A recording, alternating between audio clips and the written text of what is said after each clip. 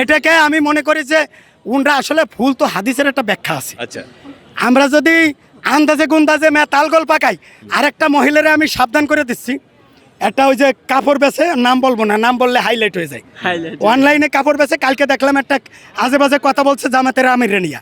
আমি কিন্তু জামাতের জীবনেও আমার কোনো নাম নাই, কিন্তু তারে কোন এলাকার ওই যে পদ্মার ওই পারে একটা এলাকা আছে না, নাম আছে দৌলাদিয়া, সেই এলাকার মহিলার মতো সে অনর্গল কথা বলছে। আচ্ছা সে যেভাবে জামাতের আমিরের কথা বলছে, জামাতের আমির তো ভালো, শিবির তো ভালো হয়ে গেছে, না হলে ওরা যে কি করতো এটা তো আপনারাই বুঝেন।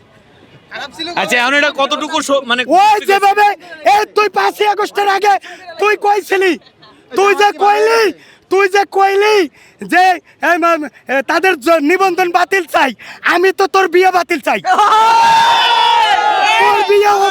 তোর বিয়ে অবৈধ।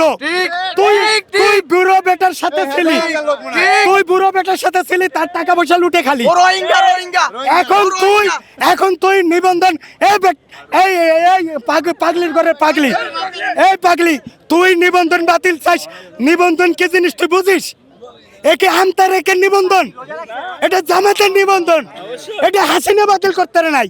আর তুই কুড়ার ডিম করতে গেছিস, তুই ভালো হয়ে যাস, নয়তো কিন্তু তোরে ভাইরাল সিদ্দিক হিরো আলম রেজালাম আমি কইছি হিরো আলমের এফডিসি দরকার নাই। তোর নাম যেদিন নিব সেদিনও তুই ফসে যাবি, তোর নাম আজকে নিলাম।